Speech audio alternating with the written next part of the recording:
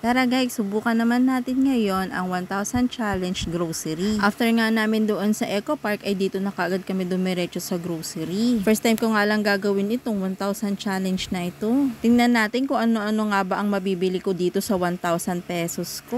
Ang una ko ang kinuha ay itong magic syrup at betchin. Sunod naman ay itong sabong panlaban na powder. Kumuha din kami nitong fresh baguette na tinapay. Nag-request nga si Mama Linda na kukuha nga daw siya nito. Napakatabang niyang tinapay na yan, kaya bagay na bagay yan kay Mama Linda kasi diabetic siya. Next naman ay kumuha din kami ng pagkain ni Doraemon. Char. Ito nga yung paboritong pagkain ni Doraemon, yung Dorayaki. Favorite nga kasing kainin niya ni Daddy at saka ni Bibi Imori. Kaya lang isa na lang yung natira, kaya isa na lang yung nakuha namin. Kumuha na nga rin ako nitong Dutch milk na maliliit para pambaon ni Kuya Irom sa school. Umiinom din nga pala niyan si Baby Imori. Pagkalagay ko nga sa basket ay kumuha na din ako nitong gatas na to. Itong gatas na ito ay para nga ito kay Kuya Irom kasi ito lang talaga yung gustong-gusto niyang iniinom na gatas. Sunod naman ay itong Hansel sandwich na to na mocha flavor. Kumuha rin ako nitong Grahams na to kasi paborito yan ni Baby Imori. Dito naman sa UTI section ay dalawang klase lang yung kinuha naming chichirya. Kumuha nga lang si Daddy ng isa at si Kuya Irom ay isa lang din. Kasi ngayon medyo iniiwasan na namin ng chichirya. Panay-panay biskwit na nga lang din ang kinakain namin. Napadaan nga ulit kami sa milk section at nakita ko nga itong gatas na ito na mayroong free kaya pinalitan ko na yung una kong kinuha. Ito nga si Mama Linda ay nag-request nga ng nagaraya, pambaon nga daw niya sa bus kasi uuwi siya ng province. Ito na nga lahat ng pinamili namin pero yung iba dyan hindi ko na na-videohan. Kasi naman napakahirap palang mag-video habang nag-grocery. And tadan, ito ang inabot ng aming grocery, 1,024 pesos and 30 cents. O diba, sumobra ako ng 24 pesos. Pero okay lang yan, 24 pesos lang naman yung sumobra.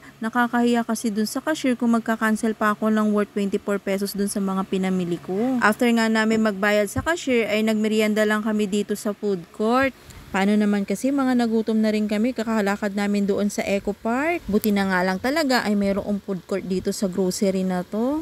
Kaya naman kapag ka nagugutom ka after mo mag-grocery ay pwedeng-pwede ka na talagang kumain dito. Less hassle na nga kasi hindi mo na kailangan pang lumayo para maghanap ng makakainan. Kasi paglabas mo ng grocery ay nandiyan na nga sa tapat mo yung food court. Nag-order nga lang kami sa Poutine at itong ang aming baby ay dumede lang kasi nagugutom na rin. Itong ang si Kuya Irom ay french fries lang ng potato corner ang kanyang in-order. Bumili nga rin kami ng drinks dyan na gulaman pero hindi ko na na-videohan. Kasi naman nabisi na ako sa pagkain ko at hawak-hawak ko din si Baby Imori. Nang matapos na nga kaming kumain ay umuwi na rin kami kaagad. O siya guys, hanggang dito na lang ulit. Please follow our page. Thank you for watching. Bye!